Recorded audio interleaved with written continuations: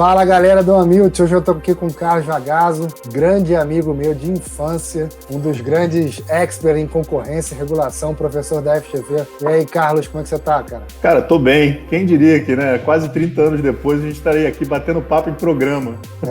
Maravilhoso, né? Satisfação muito grande, prazer imenso estar contigo aqui. Acho que você foi a única pessoa com a qual eu estudei que eu sabia que ia dar certo. Todas as outras eu sabia que não tinha a menor chance, você já era um cara assim. E, pô, prazer grande estar contigo aqui, cara. Pô, prazer demais te ver, cara. Amigo do coração. Pô, também. Deixa eu te falar aqui, falar das coisas sérias, porque o pessoal vai ficar reclamando aqui se a gente não falar de coisa interessante. Olha só, eu soube que você, em 2001, estava no 11 de setembro morando em Nova York, é isso aí? Cara, assim, essa experiência é um negócio... Talvez tenha sido a coisa mais louca que eu tenha passado na minha vida. E o que é interessante disso é que eu lembro exatamente qual foi o fluxo dos acontecimentos. Né? Eu estava dormindo em casa, no dormitório, devia ser umas 9, 10 horas da manhã, e aí eu comecei a escutar o barulho de avião baixinho, saí para a rua, os caças estavam passando super baixos, né? E eu falei, bom, estou ficando sozinho aqui, não tinha quase ninguém mais lá no dormitório, fui para a faculdade. No que eu cheguei à faculdade, estavam todas as televisões ligadas lá no refeitório que tinha, né? E estava todo mundo super apavorado. E aí saiu a notícia que tinha umas 3 ou 4 aviões, sei lá, que alguns tinham sido derrubados. E aí todo mundo entrou em desespero. Eu entrei em desespero, saí para a rua, né? Porque o que ficou na minha cabeça foi, bom, dinheiro e comida, né?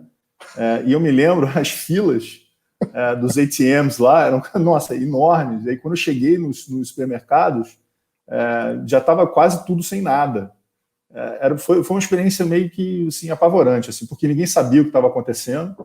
E eu acho que é diferente um pouco disso que a gente está vivendo agora com a pandemia, né? Porque lá foi uma situação aguda, né? A Terceira Guerra Mundial vai acontecer, meu Deus, e agora a gente tem uma situação mais crônica, né? Que não termina nunca. Então eu faço uma correlação entre essas duas situações. E você, quer dizer, você passou por isso tudo, né? Sentiu todas as dores lá do pessoal que morava lá, dos habitantes, e o que você tem um ponto muito bom sobre a questão da privacidade, né? Que aquele episódio ele muda sensivelmente como a gente hoje é acompanhado, não é isso? Olha, eu tenho uma percepção que esses grandes eventos eles mudam determinadas tendências que você só percebe muito tempo depois, né? Eu acho que a gente ficou menos sensível a ter a nossa vida privada invadida, perseguida, analisada por conta daquele evento. Tanto que teve uma série de leis surgiram naquela época para poder ter acesso a dados, fazer investigações, porque todo mundo ficou com medo de financiamento do terrorismo, todo mundo ficou com medo de lavagem de dinheiro, todo mundo ficou com medo de uma série de coisas. Até procedimentos, assim, era muito mais tranquilo viajar de avião naquela época. As pessoas acho que hoje não têm tanta clareza de como as coisas mudaram, né? Mas eu me lembro quando eu fui para Nova York, a experiência de aeroporto, e quando eu voltei logo na sequência, né? Logo no ano seguinte. Nossa, já era totalmente diferente, um estresse muito grande. E eu acho que isso influenciou muito a visão que a gente tem de não se preocupar tanto com dados pessoais, que só vai mudando agora, né? Demorou um tempo enorme para as pessoas se conscientizarem de novo do valor do dado e dessa ideia de privacidade. Europeu menos, né? Mas o americano mais.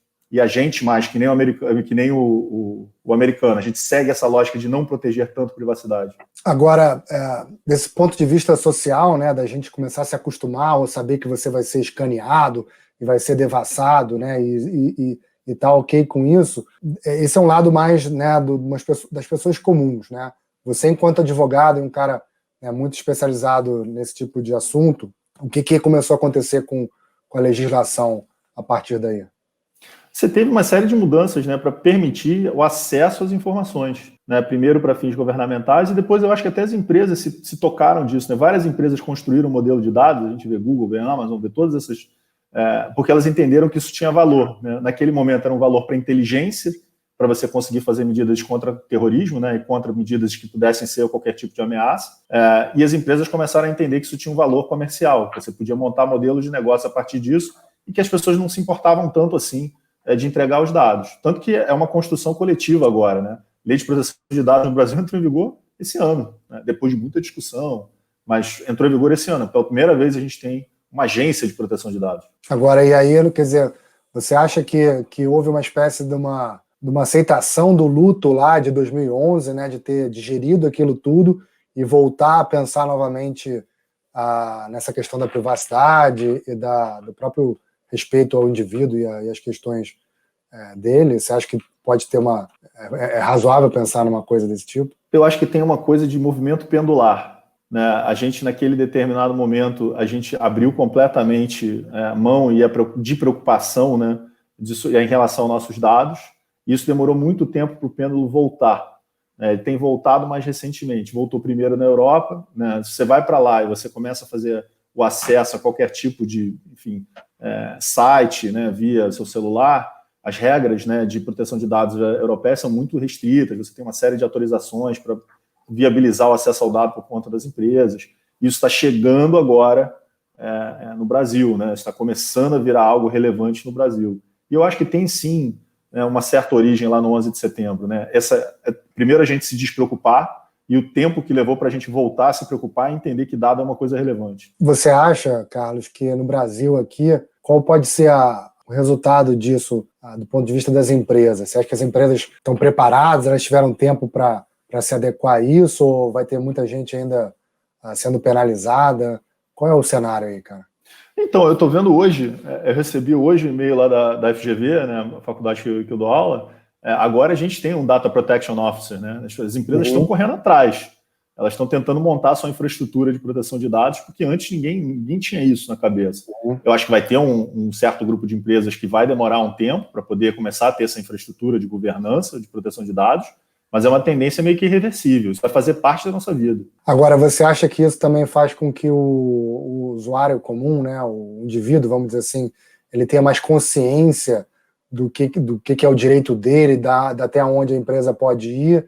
Você acha que isso dá uma clareada assim, nessas questões também para o usuário final? Ele cobrar até e ter mais noção? Cara, Parodi, acho que sim. Até porque tem vários movimentos regulatórios acontecendo agora que buscam essa conscientização, né, de você empoderar o consumidor a partir dos dados dele.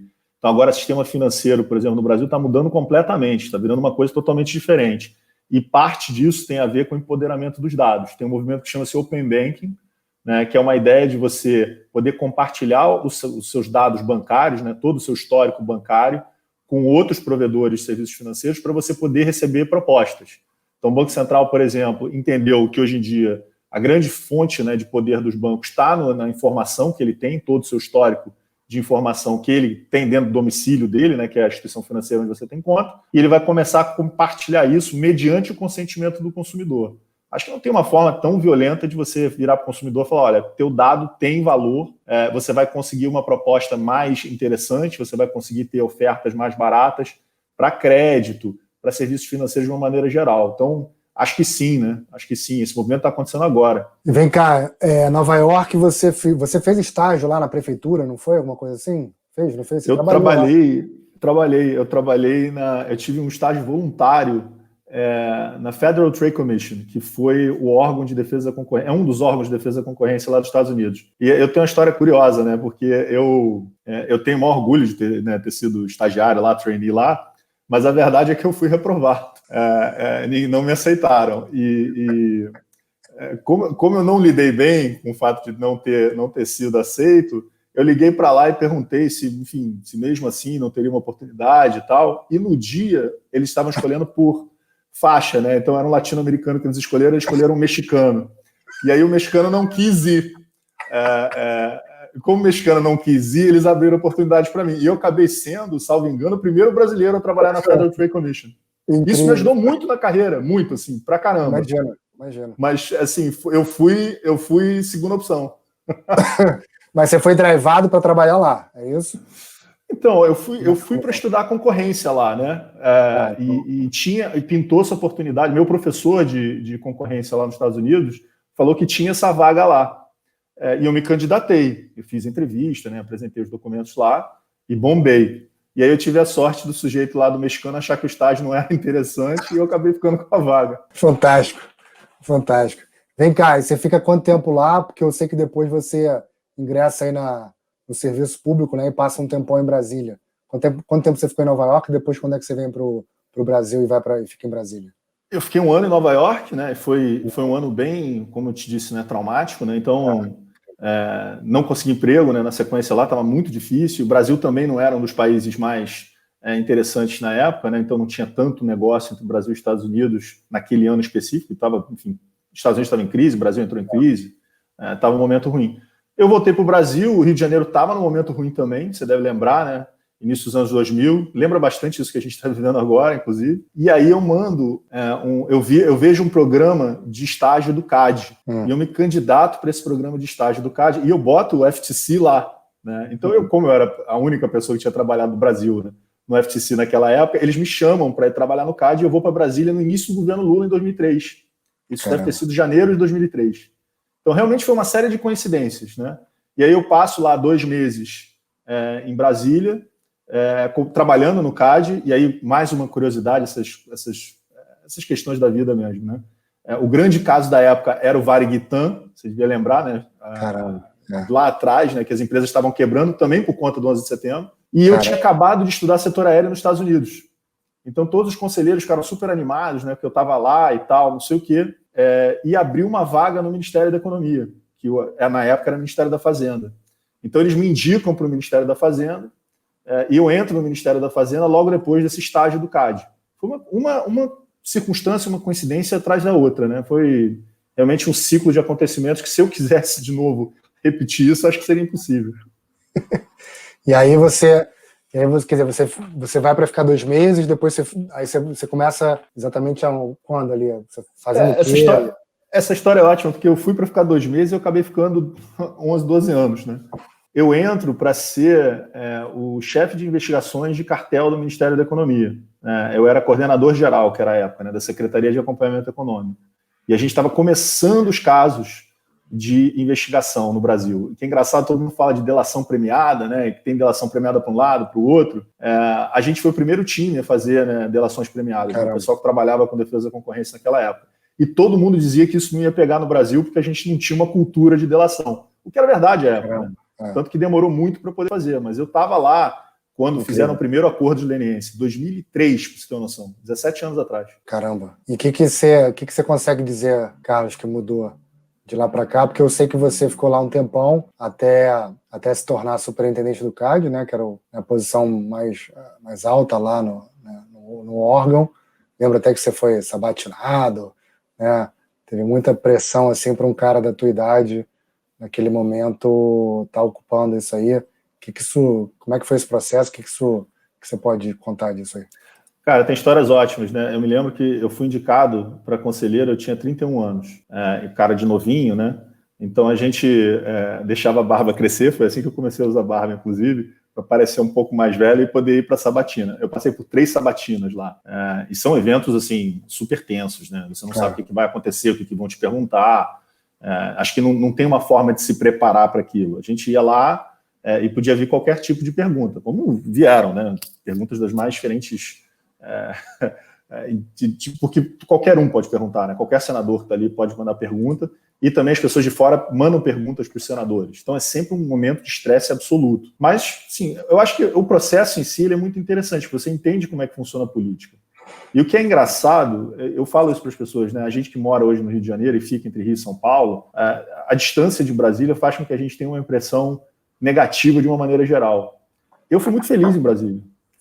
Eu conheci gente de altíssima qualidade. A gente tem um serviço público em algumas áreas incrível, gente assim inteligentíssima. Eu fiz Escola Nacional de Administração Pública, né? Porque eu fiz concurso, eu fui especialista em políticas públicas, que é um concurso que não é para advogado, né?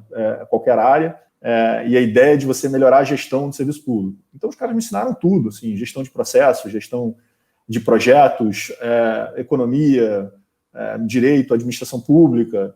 A formação que um servidor público de carreira lá, de uma carreira mais top, tem, é incrível. E eles me deram um treinamento absurdo. Depois, até quando eu estava no CAD, eu continuei fazendo esse treinamento. Fui para faculdades americanas, eu fiz treinamento com o pessoal de Israel em investigação. Eu tive assim, uma qualificação por conta do meu tempo lá em Brasília enorme, incrível. Assim, isso me transformou como ser humano. E eu não tinha nem noção que isso existia, para dizer a verdade. A Escola Nacional de Administração Pública era algo que eu não sabia nem que existia, e é algo top de linha, né? O mundo inteiro, né? Tem muita gente que é incrível, que é formada por lá. E vem cá, eu lembro que a gente se encontrou, você estava se preparando lá para um julgamento, lá para um processo, não sei exatamente o termo, da Perdigão com a Sadia, né? Isso aí você já estava como superintendente do CAD, você ia fazer essa avaliação da fusão, é isso? Não, ainda era conselheiro. Isso foi entre meu primeiro e meu segundo mandato como conselheiro lá. E que é engraçado é que eu me lembro, hoje eu não consigo botar meu nome no Google porque aparece aquela rede de coxinhas, né? Mas naquela época tinha um outro problema, que eu botava meu nome e o que aparecia era só galinha e porco, né? Porque era tudo era relacionado a Sadia Perdigão. E eu me lembro que a minha mulher ficava reportando as notícias de jornal que saíam a meu respeito para eu saber o que estava acontecendo, né? Isso dominou minha vida assim em um ano e meio. Um ano e meio. E eu demorei muito tempo para o Google me livrar das galinhas e dos porcos, né? Mas foi um momento bem tenso. Eu dei o voto pela reprovação, né, do caso, os outros conselheiros acabaram aprovando, mas foi um momento super tenso. E tem histórias ótimas desse caso, né? Eu me lembro do julgamento, tem um bando de gente rindo, né, porque como eu tive que ler a decisão inteira, pelo número de páginas que a decisão tinha, eu tinha que falar, sei lá, 5 horas, 6 horas, algo em torno disso. Então eu tive que fazer aula de fono para minha voz não acabar no meio. Então, antes de começar o julgamento, eu estava fazendo exercício de fono. O CAD tinha lá como se fosse uma coberturazinha aberta, né? Eu estava fazendo esses exercícios antes de votar. As pessoas olhavam para mim e falavam, tá louco, né? Completamente maluco. E aí, quando eu cheguei para votar, tinha cordão de isolamento para eu poder ir no banheiro. E tinha jornalista dentro do banheiro, para você ter uma noção. Foi o caos, né? Jornal, um bando de coisa. Mas para mim foi muito importante saber lidar com essa pressão. Eu tomei a decisão completamente livre, as pessoas falam muito de pressão política e tal. Olha, eu não tive, não imagino que o processo tenha tido também. E foi um negócio interessante, porque eu pude dar meu voto, eu reprovei o caso, né? Meu voto foi pela reprovação. E o voto virou meio que um paradigma, né? Tem muita gente que dá aula de concorrência com base no voto. Por que exatamente, Carlos? Porque ele é tão completo, né? Ele é um caso tão extenso, tinha um detalhamento tão assim, específico, que ele é um bom case para a sala de aula. E tem muita gente utiliza ele. E ele é um bom exemplo, né? Porque as pessoas, você tentar utilizar com o aluno um exemplo de produto químico, né, ele não tem noção do dia a dia. E todo mundo conhece os produtos, né, de Sadia e Perdigão. É fácil de você entender. Verdade. E vem cá, quanto tempo um cara como você, né, nesse caso, teve que se preparar para tocar uma questão dessa aí? Um voto desse, acho que o processo inteiro deve ter sido 1 ano e meio. Comigo, né? Deve ter sido 1 ano e meio, por aí. Estudando, né? Estudando, pedindo informações, né? Verificando as questões de mercado. Acho que é um grande processo da minha vida, na verdade, né? É difícil acontecer uma coisa semelhante a essa, né? Foi uma grande fusão, uma grande operação, a empresa está aí hoje, mas bem, bem interessante mesmo. Tá, e aí você em 2013 olha pela janela lá do escritório, começa a ver uma certa manifestação, confusão, o pessoal invadindo o Congresso, é isso? Olha, é engraçado esse dia, né? Porque eu tenho uma memória muito grande das manifestações de junho de 2013, né? Primeiro eu tenho a memória daquela foto, que se as pessoas forem na internet elas vão ver, né? Tem um bando de gente apresentando as suas manifestações, mas cada uma defendendo uma pauta totalmente diferente do outro, né? Então tinha gente reclamando lá do estágio dos 20 centavos, tinha gente reclamando de reforma tributária, tinha gente reclamando de transporte, saúde, saneamento, tudo na mesma foto. E eu acho que aí foi a primeira vez que eu tomei consciência do poder das redes, né? Eu não tinha nunca percebido qual era a capacidade de comunicação e de pessoas sendo agregadas para uma finalidade, ainda que essa finalidade fosse difusa, né? Fosse só reclamar e não ter uma pauta específica. E eu te digo isso porque eu estava muito acostumado a ter uma pauta específica sendo levada a mim, como, né, agente público, né? Então, às vezes, eu estava lá no Ministério da Fazenda, tinha um bando de gente ali fazendo uma manifestação, a gente tinha todo um protocolo, né, como receber a pessoa, entender, ouvir, né, tentar resolver o problema e tal. Só que as pessoas tinham uma pauta, né, tinham um pedido bem organizado, tinha uma coisa mais estruturada.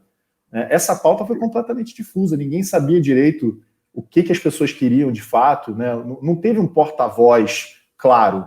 E eu estava, isso é uma curiosidade, né? Eu estava no prédio do Ministério da Justiça, que algumas das salas dão direto para o Congresso. Então, o dia da invasão do Congresso, eu estava dali vendo a invasão do Congresso. Então, assim, com medo de sair, né, descer ali, sei lá o que aquilo ia se transformar. Mas, assim, foi um dos momentos mais fortes assim, na minha vida.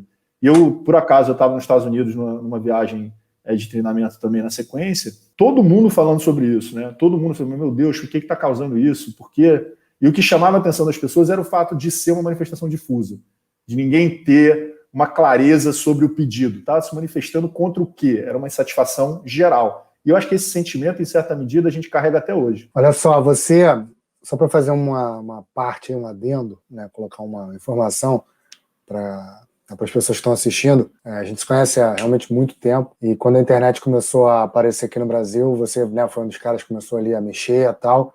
Então, quando você coloca, por exemplo, essa questão da surpresa sobre o impacto das redes sociais, não é uma ótica de um cara que não era familiar à tecnologia, né? É importante falar sobre isso, né? Que você, desde sempre, né, usava uma série de coisas, eu lembro que a gente usava. Então, não é assim, né? Não é uma coisa que você fala assim, poxa, mas eu nunca tinha ouvido falar, e aí fiquei surpreso. Era uma questão realmente social que estava acontecendo ali, né? Uma série de coisas que estavam acontecendo, e é esse o ponto, né? Quer dizer, a tua incompreensão, a tua surpresa era muito mais... Eu acho que foi uma questão geral, né? Todo mundo ficou ali sem entender o que estava acontecendo, né? Eu acho que as pessoas sabiam lidar, elas não entendiam ainda o tamanho. Né? Quando a gente olha hoje, e eu adoro uma frase tua, né? Eu não boto restaurante na Amazônia, né? Porque eu boto onde elas têm que estar passando. As pessoas estão todas passando nas redes sociais. Né? Só que à época a gente não tinha clareza sobre isso. Né? À época a gente achava que rede social era algo divertido para a gente trocar ideia, ver amigos que a gente não via há muito tempo, se comunicar de uma maneira mais eficiente. A gente não tinha levado naquele momento ainda para essas manifestações, para esse comportamento coletivo. Isso que foi, e eu te digo que eu não sei se eu percebi esse impacto da rede naquele momento. Eu acho que depois, mais velho, olhando para aquele evento, é essa a conclusão que eu extraio. Mas naquela época, eu acho que o sentimento era muito de incompreensão, de todo mundo. Acho que de quem estava nas manifestações e quem estava no governo tentando achar uma solução. Tiveram alguns efeitos interessantes, não sei se você lembra, mas naquela época, especificamente, foi aprovada a lei anticorrupção no Brasil. Né? Então, como uma medida, né, de resposta, né, às demandas que estavam acontecendo. Mas a verdade é que ninguém tinha muita clareza do que estava acontecendo. Acho que hoje a gente enxerga mais isso e vê qual é esse impacto que existe decorrente das redes. Agora, você acha que Brasília responde a isso, continua respondendo a isso, ou a coisa, quando ela esfria, tudo meio que volta a ser como era antes? Só fazer uma colocação, veio aqui no Amilt o Mário Mello, o Mário foi VP da Visa, ele foi CEO do PayPal no Brasil, e ele hoje, dentre as atividades que ele faz, ele toca uma iniciativa, uma ONG chamada Poder do Voto, onde justamente a ideia é você ficar ali acompanhando, né, o que os teus eleitos, vamos dizer assim, estão votando. Você acha que atualmente essa pressão, essa visibilidade que Brasília começou a ter da sociedade como um todo, ela continua, cara? Ela continua. E eu acho que ela até aumentou, na verdade. Acho que hoje, representantes, de uma maneira geral, deputados, senadores, até o pessoal do executivo, responde muito ao que acontece em redes sociais. Virou um certo termômetro, né? As pessoas jogam as ideias. Eu vejo muito isso acontecendo, né? As pessoas jogam as ideias, veem como é que é a receptividade. E a partir disso, extrai-se um tipo de determinado comportamento. E cada um tem suas bases, né? Que vai responder para verificar. Então, eu acho que tem uma influência muito grande hoje em dia. E eu acho que já tinha, antes da gente perceber que tinha. Agora só está mais óbvio que tem. Perfeito. E olha só, aí você fica em Brasília até quando? Até 2014. Essa noite, essa foi a tua última noite lá. Você viu esse troço todo e saiu... Não, ainda fiquei lá. Ainda fiquei lá mais uns 8, 9 meses. Eu saí, deve ter sido abril, maio de 2014. Aí que eu fui para Califórnia. Isso. Aí você passa um tempo lá, e o que você viu de legal lá e o que você vivenciou?